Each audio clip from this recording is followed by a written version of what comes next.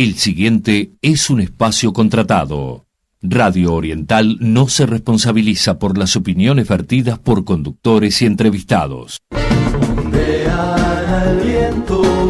A partir de este momento, les proponemos una charla amena sobre los temas que nos interesan a todos. Pensando con banderas del Iber, la audición frente amplista, con Julio García y Charo Laitano. Banderas al viento.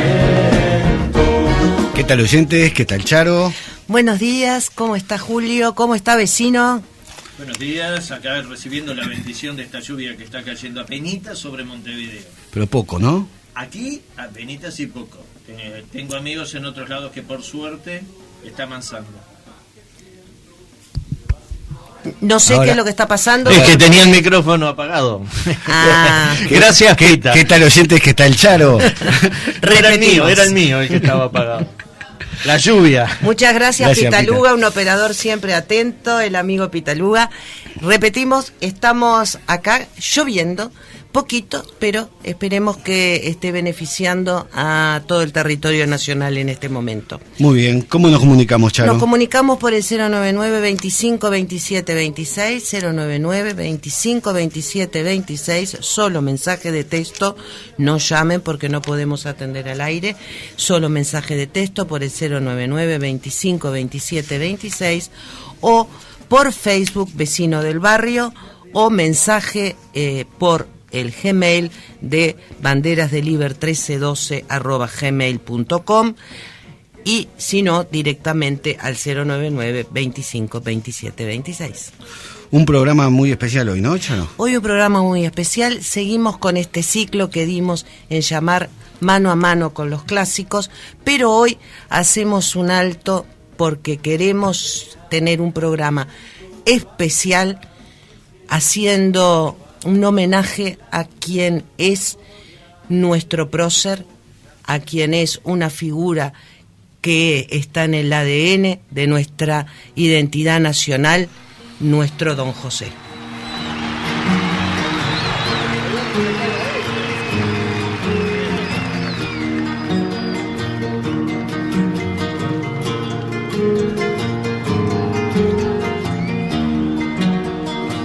Ven ese criollo rodear, rodear, rodear.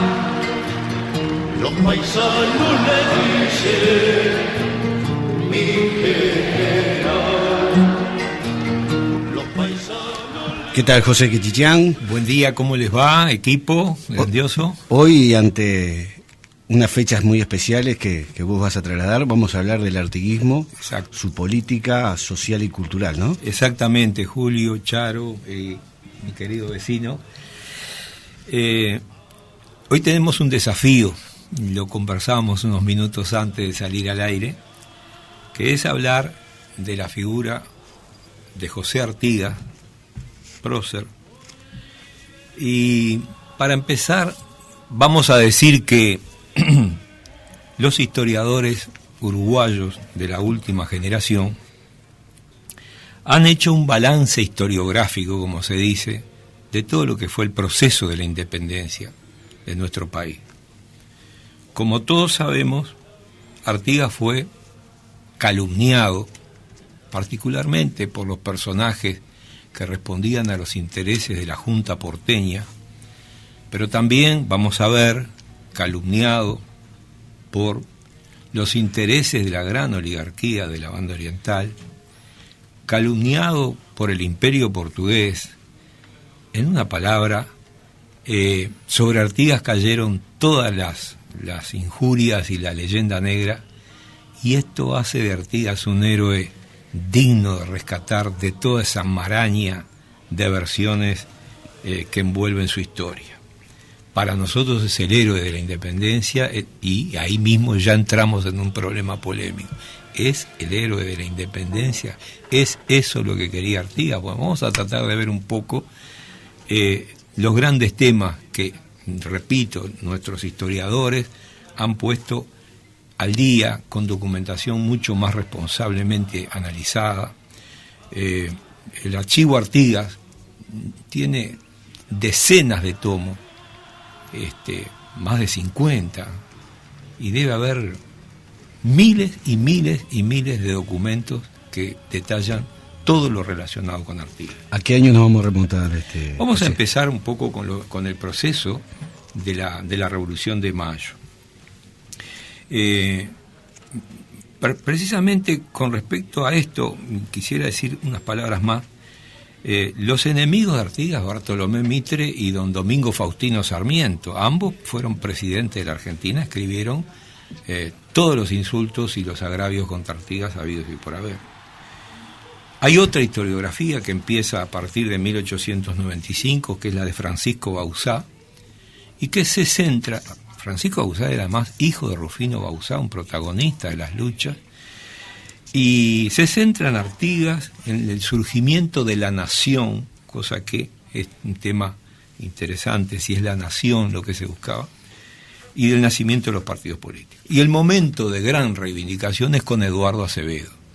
Eduardo Acevedo escribe el famoso alegato histórico que reivindica la figura de Artigas, y posteriormente Pibel Devoto, también un padre de la historiografía, escribe de la leyenda negra al culto artiguista, y se puede decir que hay ya una oficialización de Artigas como héroe nacional, con los famosos retratos de el pintor Juan Manuel Blanes, y ni hablemos de de José Zorrilla de San Martín, de toda su leyenda patria y la evocación que hace Zorrilla de San Martín.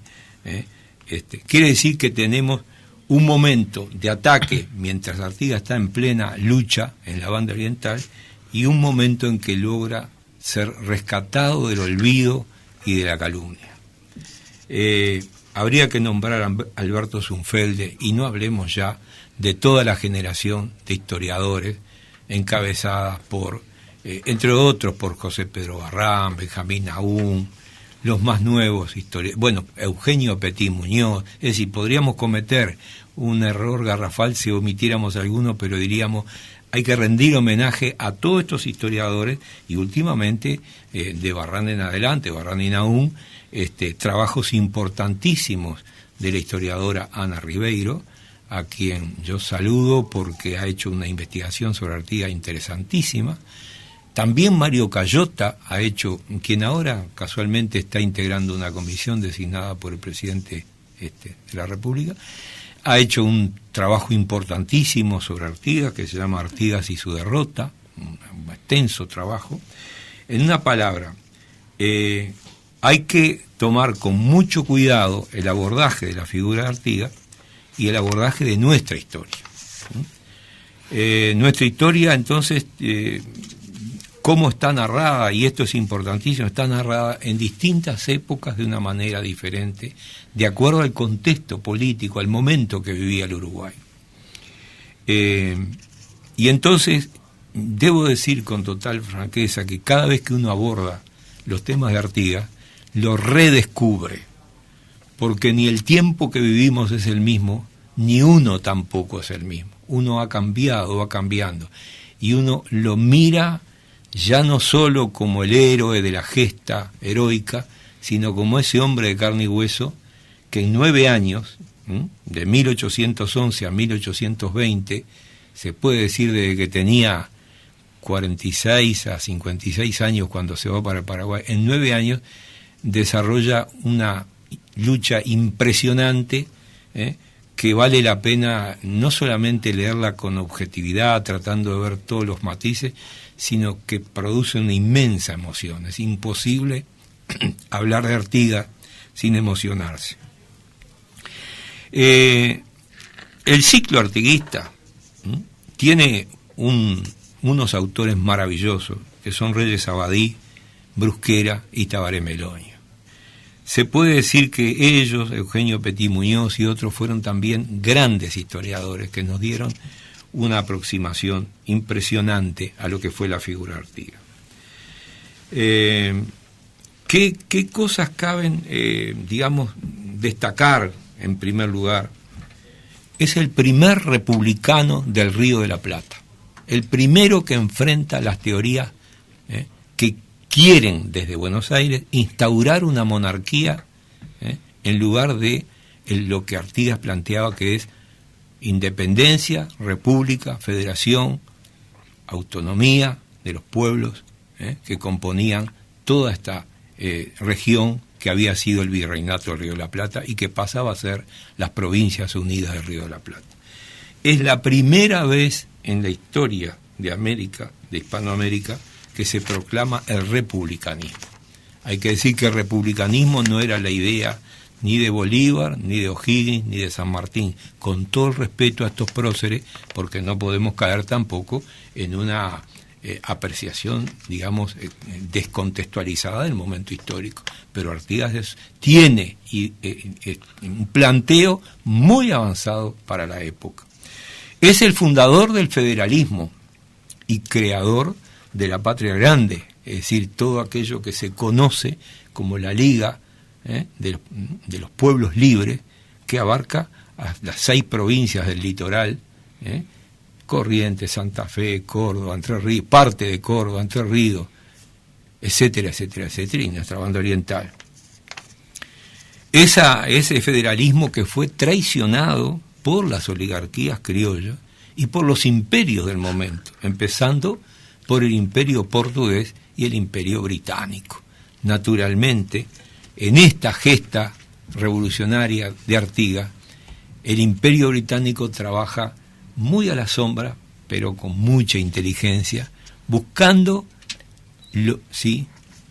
Me interesa un poquito saber un poquito más, porque me parece que la parte del Imperio Británico, teniendo incidencia directamente en nuestra banda oriental y en todo el continente, no sé, por lo menos para mí no estaba tan claro como si la incidencia del portugués. El portugués lo tenemos claro por la provincia cisplatina, pero el británico, salvo las invasiones inglesas un poco, no lo tenemos tan claro como la incidencia que tuvo en toda América Latina, que hoy es América Latina. Muy buena, Charo, tu pregunta, muy oportuna. El papel de Inglaterra es, digamos, muy ambiguo. Por un lado, le interesa el libre cambio. Inglaterra está en los prolegómenos de la revolución industrial. Por lo tanto, sus intereses como imperio es acceder a las materias primas de toda esta comarca, particularmente en aquella época, el cuero, etcétera, etcétera, etcétera, y después será la carne, la lana, la carne, todo lo que más o menos todos conocemos. Le interesa vender sus productos manufacturados y comprar las materias primas. Le interesa el libre comercio, la entrada por el Río de la Plata hacia el continente, por el río Uruguay y el río Paraná, es la búsqueda estratégica de Inglaterra. Naturalmente, Inglaterra hace una política ambigua por lo siguiente. La Revolución de Mayo de 1810, que el lunes se conmemora en la Argentina con grandes fastos y festejos, y que nosotros naturalmente asumimos como una fiesta, como un acontecimiento importante, porque es desencadenante de los procesos en el Río de la Plata, estalla esa revolución cuando precisamente Napoleón invade España, el rey Fernando VII queda prisionero.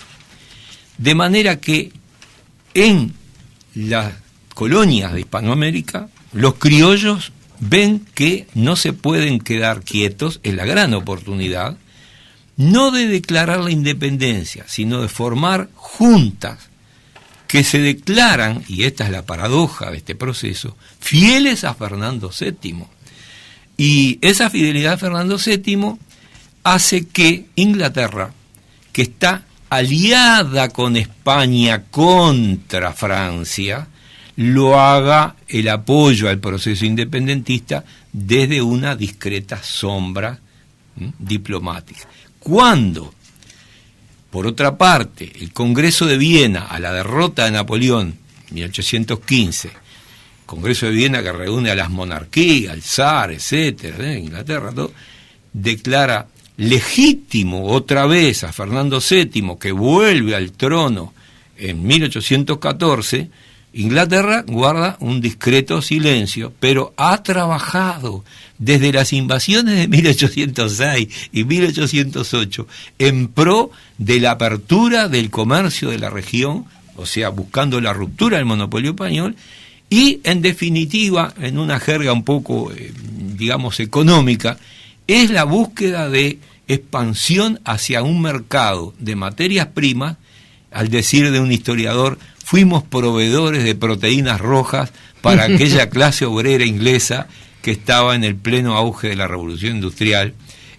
Fuimos proveedores del cuero, etcétera, etcétera, etcétera. Buscaba un mercado y esa presión también fue la que va a determinar a mediados del siglo XIX los procesos conocidos como la modernización rural, o sea, el ingreso de nuestro país al mercado mundial a través de la lana y posteriormente de la carne. Pero los ingleses tienen un papel muy importante, y ni hablar, después lo dejamos para más adelante, en lo que fue la Convención Preliminar de Paz de 1828, que es prácticamente un elemento detonante para la salida hacia la independencia del Uruguay con la Constitución posterior de 1830. O sea que en ese momento era lo que se decía, nosotros le vendemos los cueros y le compramos las botas. Más o menos así, mi amigo vecino, le compramos las botas y muchas otras cosas. Venían de por aquellos lados vinos, perfumes y cantidad de cosas, ¿no es verdad? José, sí. Después de la apreciación de Charo, que centraliza muy bien cómo queda lo de la participación de los ingleses, digo. Sí. Estábamos en el tema que ante Fernando VII detenido, se forman dos juntas, ¿no? Se forman las juntas en todos lados. En Nueva Granada, en Caracas se forma la primera, después se forma en mayo la de Buenos Aires, que es la de 1810, famosa, ¿no? ¿Verdad? O sea que la simultaneidad de el movimiento juntista en América responde a un hecho. O sea, en ese momento nadie pensaba vamos a hacer juntas, simplemente ante la invasión francesa en España se forma la Junta de Cádiz, y esa junta digamos es seguida por las juntas de Hispanoamérica, que dicen somos fieles a Fernando VII, pero nos declaramos como gobierno local autónomo. O sea, ahora los criollos pasan a tomar los sectores, las clases altas, como para decirlo de una manera abreviada, un protagonismo buscando precisamente aquello que lo favorecía, que era la búsqueda de una libertad de comercio, una serie de cosas que le daban oxígeno a una situación donde la colonia española mantenía muy, digamos, contraído, cerrada esas posibilidades a lo que llamaríamos las clases poseedoras del comercio, de la tierra, de la exportación, a los altos sectores que se habían desarrollado en el Río de la Plata. Sí. Y Artigas en esta etapa. Bien, entonces en esta etapa Artigas está atrás, veamos bien, en 1810 lo que pasa con Montevideo es que el Cabildo y las autoridades virreinales en Montevideo se mantienen fieles a España. Entonces el alzamiento en la banda oriental comienza con el famoso grito de Asensio en 1811, donde Venancio Benavides y Pedro Viera protagonizan un alzamiento ahí cerca del arroyo Asensio, de Soriano, y atrás de eso está un militar, don José Artigas, inspirando, dando fuerza. Y Artigas se dirige a la Junta de Mayo de Buenos Aires y dice: vengo a llevar el estandarte de la libertad hasta los muros de Montevideo. Se pone a las órdenes de la Junta Revolucionaria de Mayo. Pero ese es el inicio. Inmediatamente después va a venir una situación que comienza a fisurar las posibilidades de mantener unida la banda oriental con las Provincias Unidas, por la actitud de la Junta porteña, y a la que Artigas naturalmente va a rechazar. ¿Qué es lo que sucede? La Junta Revolucionaria de Mayo está teniendo grandes derrotas en el Alto Perú y en Paraguay, y esas derrotas llevan a la Junta porteña a buscar un armisticio que se firma en 1811 aquí con las autoridades de Montevideo, las autoridades coloniales, cosa que Artigas rechaza. La rechaza y es cuando se retira del sitio de Montevideo, estaba sitiando Montevideo, se retira y hace una asamblea en el arroyo San José y le dice a un grupo de orientales importantes: acato el armisticio, pero me retiro del sitio, y es cuando se va con todo un pueblo atrás en lo que la historiografía denomina, con una palabra que tiene una resonancia mística, el éxodo del pueblo oriental, porque el éxodo fue el famoso éxodo del pueblo judío detrás de Moisés, es un acontecimiento bíblico, y los gauchos, el pobrerío le llamó la redota, o sea, nos vamos atrás de Artigas. Entonces, esa digamos, acontecimiento marca un momento en que claramente aparece un sentimiento atrás de Artigas, reconocido como jefe, pero por otra parte, donde se ve claro que la Junta porteña había negociado un armisticio entregando prácticamente las autoridades, digamos, dando marcha atrás en ese proceso que se estaba dando de lucha. Bueno, quiere decir que es Artigas el autor considerado responsable directo de el alzamiento militar en nuestro país, en nuestro territorio. ¿Qué cosas destacan Artigas como jefe? Bueno, una cuestión importantísima son las instrucciones del año 13. Las instrucciones del año 13 han sido, digamos, varias veces estudiadas, analizadas, pero hay una cuestión que salta a la vista absolutamente, que es el carácter absolutamente avanzado, republicano, de estas ideas. Con respecto al alzamiento, Artigas sostiene una idea en una frase muy clara: ellos se creyeron un pueblo libre, con la soberanía consiguiente, unos hombres que, abandonados así solos, se forman y reúnen por sí. O sea, la idea de que la soberanía es un acto inalienable, y la idea de patria se hace santo y seña de la revolución. El éxodo fue asambleas orientales, donde abandonan el territorio y conservan las armas, marchando hacia el litoral argentino. Vamos a hacer una pausa porque vos lo dijiste. Artigas en este momento está en la redota, pero Artigas no queda solo en la redota, sino que ha hecho, ha dejado como legado no solamente todo lo que estamos hablando, sino unas instrucciones del año 13 y señas de identidad nacional que hoy en día todavía son nuestro estandarte. Así que vamos a la pausa. Leemos unos mensajes y después seguimos. Y seguimos con José Quechichán y nuestro don José. Muy bien. Los paisanos le dicen mi general. Los paisanos le dicen mi general.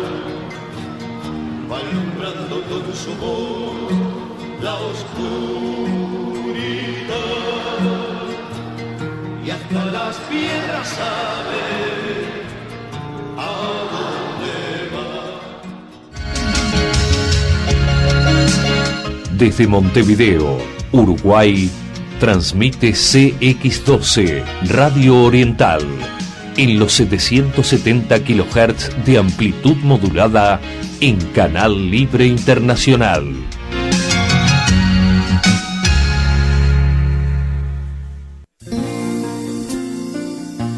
Somos la historia de cada mañana junto al cordón. En CUTSA seguimos avanzando para estar más cerca de nuestros clientes. Ahora también podés encontrarnos en Facebook y Twitter. Búscanos facebook.com/CUTSA y twitter.com/CUTSAOK. También podés comunicarte con nosotros al 19333, Centro de Atención al Cliente, o ingresando a nuestra página web www.cutsa.com.uy. Siempre iremos contigo.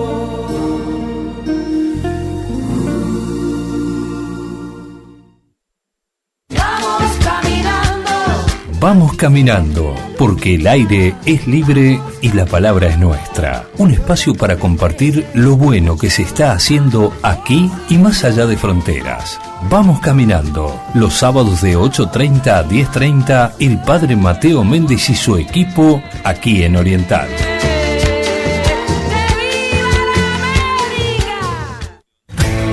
Tramita tu carnet de salud, libreta de conducir y certificado de aptitud física en el día en el Policlínico Caute Antel. Tratate con los mejores médicos y especialistas en Agraciada 2435, a una cuadra de San Martín. Llama al 2-924-3054.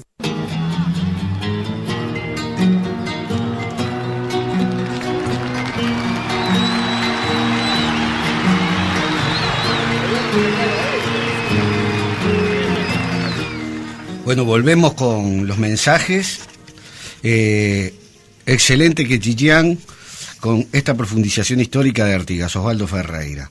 Después tenemos el mensaje de Benito de San Gregorio, que nos manda un abrazo a todos y excelente la audición. Nos dice Gabriela que sería bueno que José Quitichián, que su hijo está estudiando todo el tema de la banda oriental, pasara por su casa una vez por semana para poder hacer los resúmenes. Felicitaciones a todo el equipo de la radio y excelente la acotación de Charo, porque ella tampoco entendía cómo entraba Inglaterra en todo este proceso, ¿no? Bien. Son mensajes de los oyentes y bueno, continuamos, Charo, con el Quechi.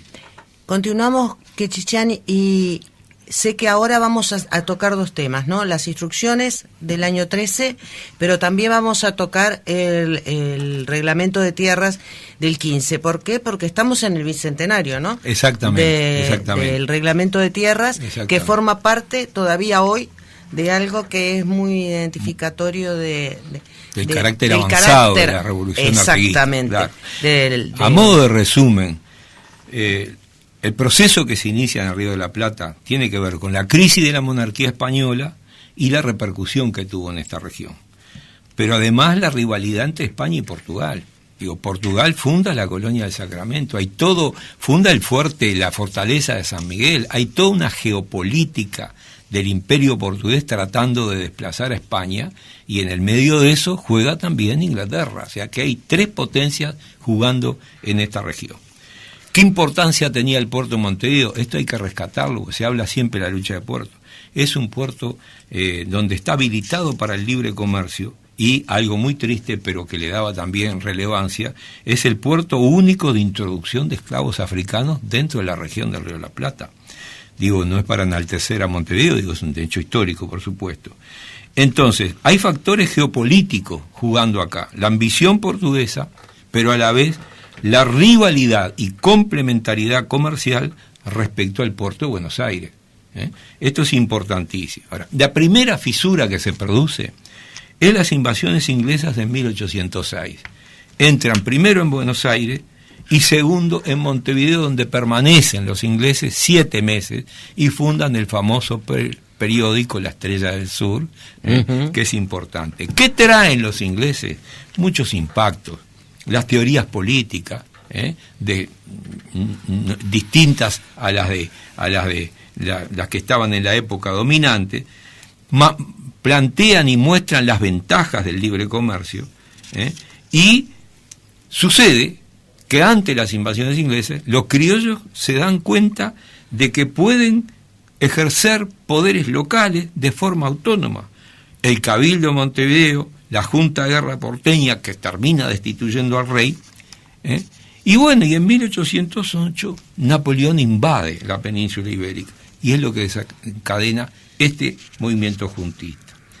Quiere decir que lo que genera el movimiento es que en última instancia Fernando VII intentaba volver al trono, se nombra, la Junta de Cádiz termina nombrando una junta, un consejo de regencia, y eso es rechazado totalmente por los criollos. De manera que había creado la Junta de Maya anteriormente, frente a las invasiones inglesas, las milicias populares voluntarias, creadas en 1808 para repeler las invasiones inglesas. Es decir, todo madura para decir se abre un nuevo periodo en esta zona. Montevideo fue la muy fiel, como dice Ana Ribeiro en 2 tomos maravillosos, la muy fiel, porque defiende el monarca. Y ahí es donde la campaña revolucionaria en la banda oriental se da con Artigas, que convoca y menciona al pueblo reunido y armado. Se inicia un proceso con Artigas muy singular, primero con apoyo de Buenos Aires, que sitia Montevideo, y ahí, aislado por mar y tierra, el virrey Elío solicita la ayuda de Portugal, que envía tropas para invadir el territorio oriental. Es la primera invasión portuguesa. Luego de unos meses de enfrentamiento viene el armisticio. La Junta porteña tenía que atender el foco españolista en Alto Perú, que no lo podían terminar de derrotar, y hacen un armisticio y ceden el territorio a la banda oriental. Y ahí es donde los seguidores de Artigas se niegan al desarme que requería el armisticio, se reúnen en asambleas deliberativas y reclaman la protección de la Junta, que se las niega. Y entonces, de la frase Artigas: ellos se creyeron un pueblo libre, con la soberanía consiguiente, unos hombres que, abandonados así solos, se forman y reúnen por sí. Este es el pensamiento Artigas. De manera que el éxodo abre un comienzo del mandato político de Artigas, que va creciendo hasta opacar el mandato militar que le entregó la Junta de Mayo. La Junta de Mayo le da un rango militar, pero termina llegando a estar en contradicción Artigas y en abierto enfrentamiento con la Junta porteña. ¿Por qué? Porque si bien el movimiento estaba subordinado todavía a Buenos Aires, Artigas ya está constituyéndose en una jefatura que reclama para la banda oriental el estatuto de provincia, y más tarde termina siendo el jefe de la Liga Federal, que reúne nada menos que a la banda oriental, a Santa Fe, a Entre Ríos, Misiones, Corrientes y parte de Córdoba. Es decir, esta Liga Federal reconoce Artigas como protector de los pueblos libres, y esto es interesantísimo, ¿no? Porque esto fue lo que le puso los pelos de punta a la oligarquía porteña.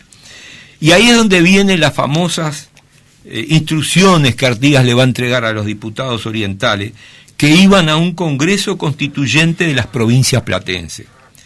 Y fíjense que ahí se iba a fijar la forma de gobierno, y esto es Charo, la pregunta de las instrucciones. En esencia, los diputados debían bregar por la confederación.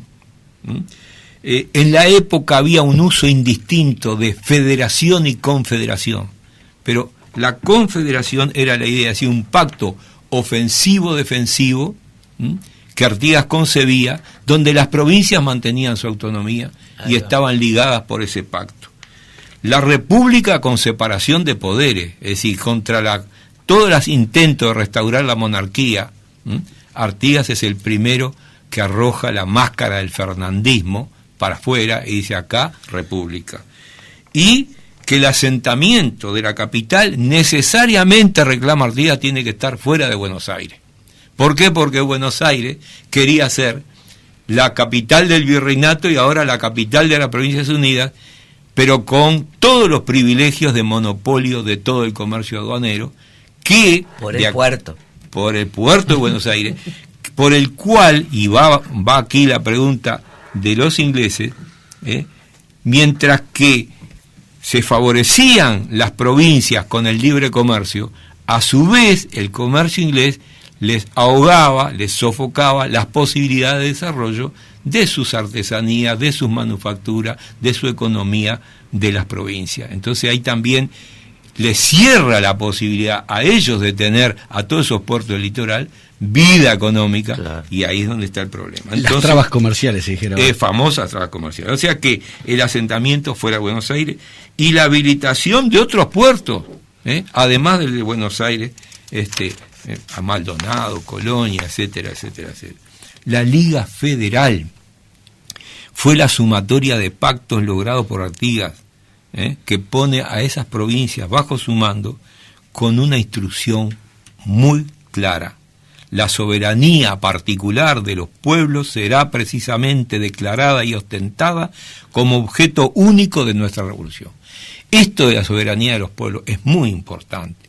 Es decir, no habla de la soberanía en el sentido más moderno de los ciudadanos, etcétera, el cuerpo, la soberanía reside sino de los pueblos que debían tener un pacto confederal y autonomía, con un centro político, sí, pero fuera de Buenos Aires. Un Estado que no fuera otra cosa que esa unión donde la gente conservaba en sus comarcas la autonomía. Y ese proyecto logró imponerse a Montevideo en 1815, por ahora, entonces es que estamos hablando del bicentenario. Es la única vez que Artigas controló por única vez lo que él llamaba el sistema, su sistema. El sistema es esto, la unión federal de las provincias del litoral con la banda oriental, etc.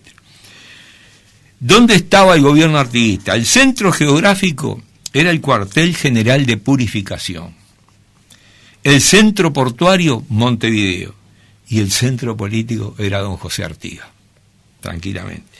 La Liga entonces se estructuró en torno a esas ideas de las instituciones y aparece además el proyecto agrario, que es importantísimo, y ese proyecto, que ha sido el reglamento provisorio para el fomento de la campaña y seguridad de los hacendados del 10 de septiembre de 1815, ha sido trabajado extensamente por los historiadores. En particular, hay que reconocer la extensa investigación de Lucía Sala de Turón, Julio Rodríguez y Nelson de la Torre. Historiadores que escribieron una obra muy vasta sobre lo que significó el reglamento, sus orígenes, su aplicación y lo que vino después. Pero digamos que ese proyecto agrario, ¿qué buscaba? Recuperar la productividad del campo. Porque una pregunta que de algún modo hemos barajado en algún momento, ¿qué era la banda oriental? Era prácticamente una comarca inundada de ganado, pero sin poblamiento, donde los portugueses podían entrar permanentemente y llevarse el ganado para Río Grande tranquilamente, donde no había fronteras delimitadas. El poblamiento del campo, la productividad, era importante, pero además es un proyecto, el de reglamento de tierra, muy avanzado y revolucionario, porque, por un lado, buscaba premiar, otorgarle tierra a los que habían luchado en la revolución, que Artigas se encarga de no hablar de gauchaje, dice el pobrerío del campo, trata de no herir con un léxico que es propio de los oligarcas, que hablan del gauchaje, que en ese momento, hoy decir que alguien es un gaucho es una maravilla, pero en aquella época era despreciativo absolutamente, y dice que los pobres ¿no? Los más pobres sean los más privilegiados. Entonces, y por otra parte, castigaba a los seguidores y a los enemigos, es decir, quitándoles tierra. Premiaba a quienes lo habían acompañado en las luchas, a los que habían sacrificado su vida, su familia, y castigaba a todos los enemigos de la revolución. Esto es lo que ha dado a los historiadores a discutir la beta jacobina del artiguismo. ¿Qué es el jacobinismo? Fue la aplicación de las medidas más radicales en la Revolución Francesa, para decirlo de una manera sencilla. Pero Artigas no es solo, ni rusoniano solo, ni jacobino solo, ni solo partidario, como vamos a ver, de las ideas del pensamiento jurídico constitucional de Norteamérica a través del libro de Tom Paine, sino que es mucho más. Artigas incluso, y hay que decirlo con mucha ecuanimidad, buscando juicio, tiene una inspiración franciscana. Se educó en el colegio franciscano. Sus padres eran de una orden franciscana muy rigurosa, donde sus padres, sus abuelos, que fueron figuras importantísimas en la fundación de Montevideo, eran franciscanos. Y esa expresión, que los más pobres sean, que los más infelices sean los más privilegiados, y esa expresión de los pobres tiene una resonancia franciscana. Muy franciscana, ¿no? Y entonces integra muchas vertientes. Y esto es importantísimo porque habla del hombre real y no de alguien que lo queremos pintar con una u otra casaca, sino que tenemos que tratar de ver el hombre en su época y en su... Bien, los beneficiarios del sistema, los más infelices, los negros y zambos libres, los indios y los criollos pobres, las viudas pobres con hijos, los casados antes que los solteros, los americanos antes que los extranjeros, y que las provincias, los puertos, no fueran Buenos Aires. Entonces, ¿quiénes son los enemigos del sistema artiguista? En primer lugar, los emigrados, los malos europeos y peores americanos, los desertores, los homicidas, los poderes monárquicos, todos los poderes concentrados en Buenos Aires. ¿Y qué males quería resolver este reglamento? Porque tenía una base absolutamente realista. En primer lugar, evitar la destrucción de recursos ganaderos, es decir, las luchas, no solamente en el periodo de Artigas, sino posterior, las guerras civiles y la guerra grande, significaban la destrucción de enorme caudal de riquezas ganaderas. Quería evitar la vagancia, porque naturalmente el elemento que puebla la campaña, el gaucho, es un trashumante, cuya vida ya naturalmente lo lleva a ser un depredador de la riqueza ganadera, y no es porque fuera malo o bueno, honesto o deshonesto, es el contexto en que vive la gente en ese momento. Quería evitar el ausentismo de la tierra y quería evitar los poderes militares impuestos por la fuerza, ¿no? De manera que las formas y poderes institucionales que buscaba Artigas junto con este reglamento de tierra eran, repito, la república, la confederación, las garantías de la ley y la separación de poderes. Se puede decir que aquí está el programa artiguista. Esto vuelvo a decir, irrita a la gran oligarquía porteña, enriquecida naturalmente, con todos esos privilegios que tiene esa ciudad que monopoliza todo el comercio. Y estas posturas federales, teñidas de igualitarismo social, hacen que las autoridades de Buenos Aires se inclinen más que nada a un sistema monárquico, buscan un príncipe europeo o incluso un príncipe inca, ¿no? Lo que se llamó el incaísmo, cosa que el oyente ahora debe estar rascándose la cabeza. ¿No? ¿Qué es eso del incaísmo? Pero también debemos mirarlo con mucho realismo. En esa época solo Artigas pudo plantear este programa político porque todavía estaban pensando que había que traer... Hubo quien pidió que las Provincias Unidas fueran integradas como protectorado del Imperio Británico. Hubo quien, y hasta mandó carta, pero no vamos a entrar en detalle, vamos a dejar un poco de misterio para la próxima audición, porque además esas cartas fueron desoídas por los ingleses, como, bueno, no me imagino cómo la habrán leído, pero habrán dicho, no necesitamos, vamos a hacerlo a la inglesa, y lo hicieron de otra manera. Lo hicieron de otra manera. Tengo dos mensajes que dejan en el Facebook de Vecino del Barrio. El primero es de Mariana, que habla de la edad de Artigas, que dice que estuvo 50 años desde que nació, 47 exactamente, como habías dicho en un principio, y que estuvo 47 años meta vivir y meta aprender. Eso es lo que pone Mariana.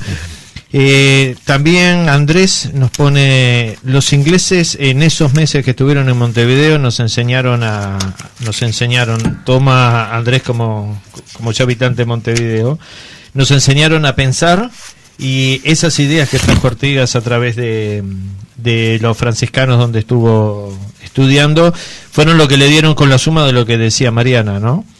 Después tenemos los otros saludos de Luis Torres y Margot Gasco, que todos los sábados nos saludan. Así que tenemos esas comunicaciones de Mariana, Andrés, de Luis y de Margot sobre cómo nos enseñaron a pensar y que Artigas estuvo 50 años pensando y meta a vivir para poder después desarrollar todo lo que aprendió. Bueno, muy interesante. Miren, es un deleite leer los libros de la historiadora Ana Ribeiro, a quien yo le tengo admiración, porque incluso hay, para los oyentes le digo, hay muchos materiales en video colgados en la red, con entrevistas, naturalmente, Gerardo Caetano, José Pedro Rila, toda una generación extraordinaria de historiadores, yo no me puedo acordar de todo, pero quiero decir, Artigas efectivamente, entre las cosas que se le veía como terrible, era que había sido contrabandista. Bueno, la juventud de Artigas es la juventud de un hombre que recorre toda la campaña y lo transforma en un personaje muy original. En primer lugar, la actividad de contrabando es una actividad natural en esa época, era la reacción natural contra el sistema restrictivo de la colonia, porque el contrabando tenía como asiento la banda oriental, porque era el territorio intermedio, entre la capital del virreinato, que la perseguía el contrabando, y las posesiones portuguesas, o sea que este era el territorio justamente.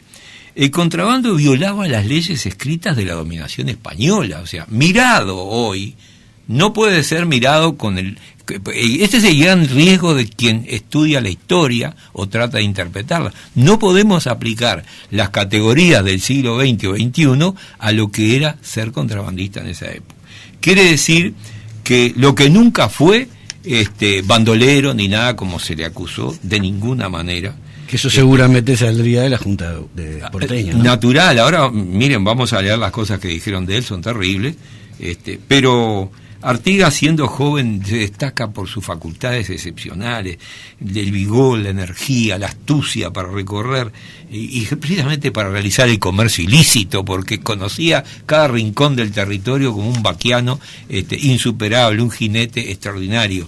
Tan era así que era un jinete que hay una pintura de un pintor, Zorrilla de San Martín, que pinta a Artigas como un individuo muy original, en el sentido que tiene un poco inclinado el tórax hacia adelante, y es que encorvado, porque era un hombre de a caballo, claro. Era un vaquiano, era un individuo, bueno, pero además, y muy bien lo que dice nuestro oyente, vaya que sí aprendió, es un hombre que tiene una relación con los indios impresionante. Los indios lo acompañan en todo momento en la lucha y lo acompañan en el momento que se va al Paraguay. Son los que van hasta el último minuto al lado de Artigas. Quiere decir que es una figura que no por casualidad se transforma en un auténtico caudillo del pueblo oriental, porque tenía esas facultades. Ahora bien, nosotros estábamos hablando de estas cuestiones que eran las que, digamos, cómo se confabulan desde Buenos Aires.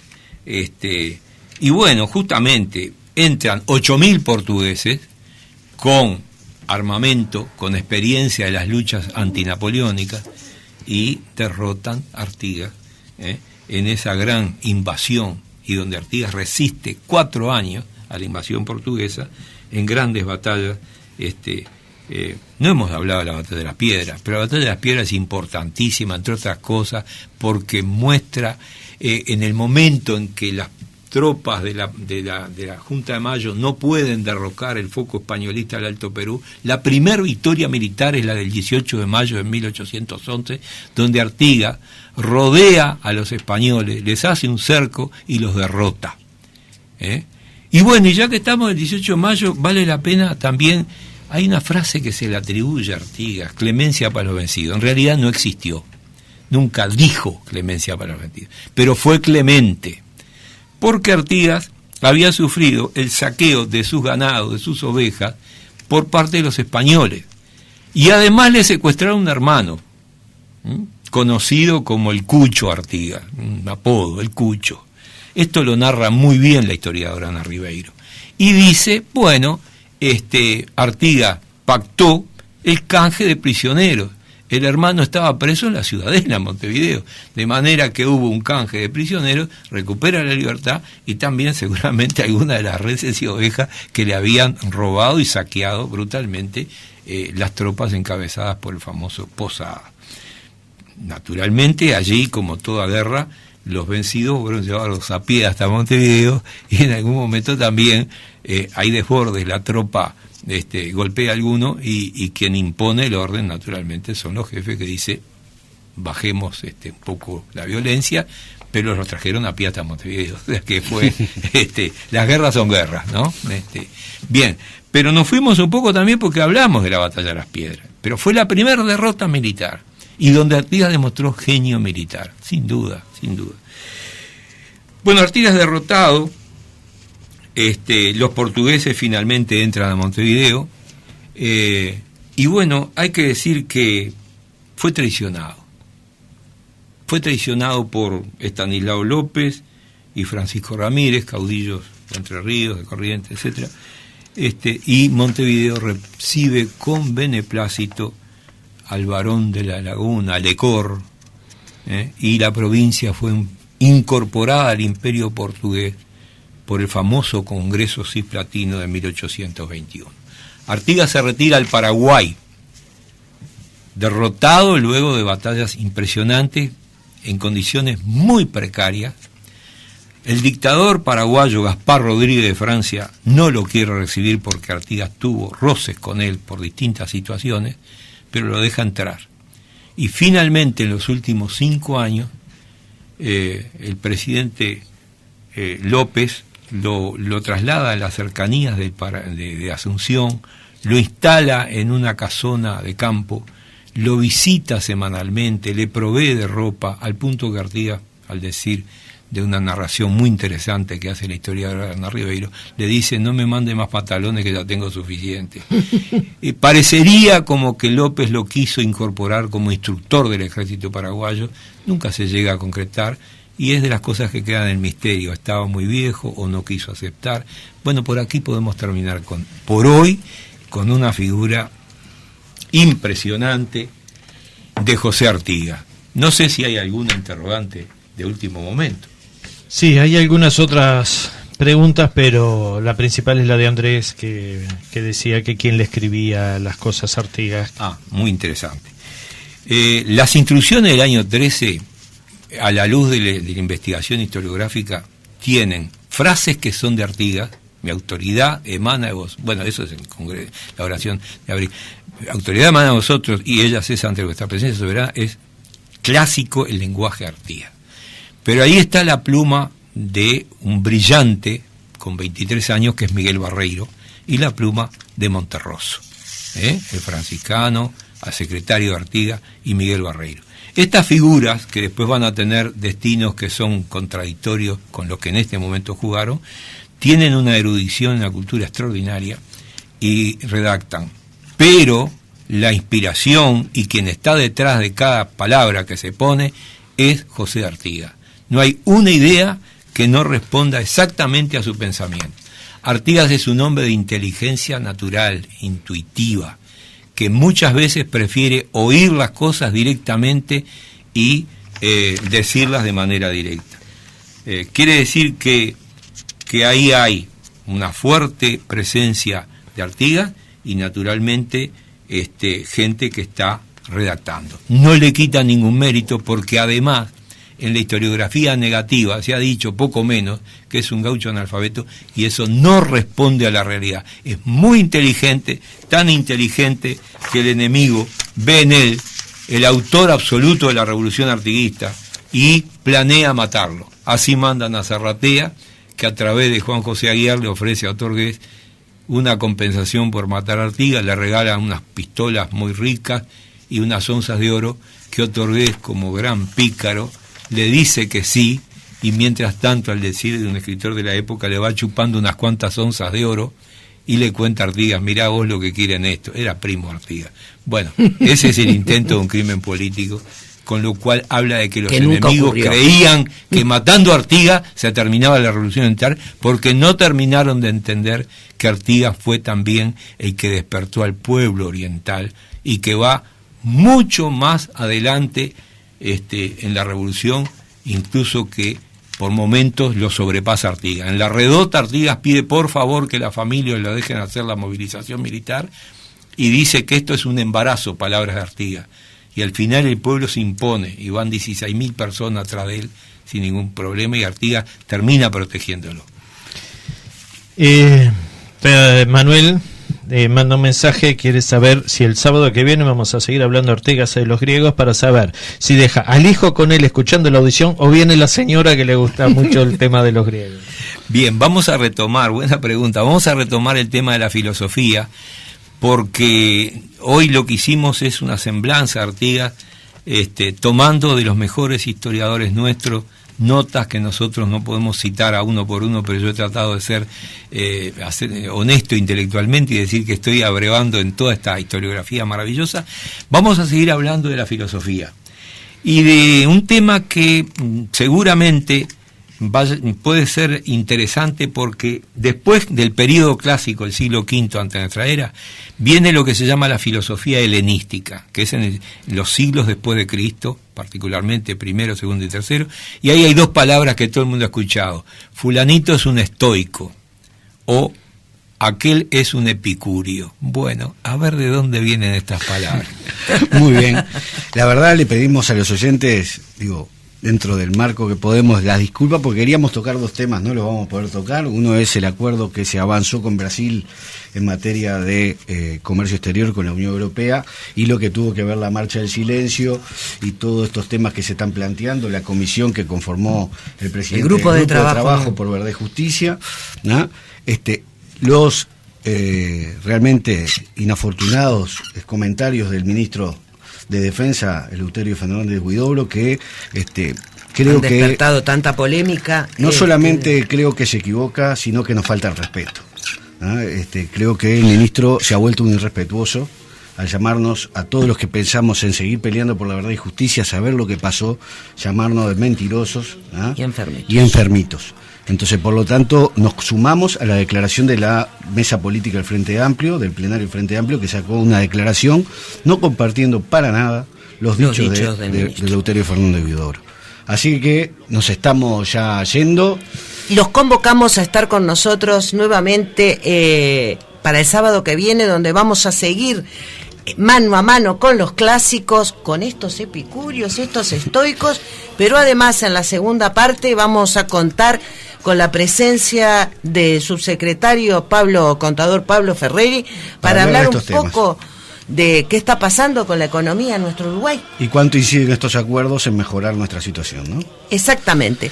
Así que los esperamos por acá a las 10:30. Un saludo grande a las parcialidades Nacional y Peñarol, que realmente demostraron el día del clásico con grandeza que se puede jugar al fútbol, es un deporte, y vivir en paz todos, a pesar de que pensemos diferentes. Dos cositas. Primero, acabamos de ver internacionalmente que cerraron la Torre Eiffel, y yo me pregunto por los robos que hay continuamente a los turistas, y me preguntaba si estaba Bonomi en Francia. Que renuncie Bonomi. Lo interpelan. Y la segunda, es una duda que nos consultan, si la lluvia afecta a los bichos colorados para la tarde de hoy. Esperemos que no. Un abrazo a todos. Que tengan muy buena semana.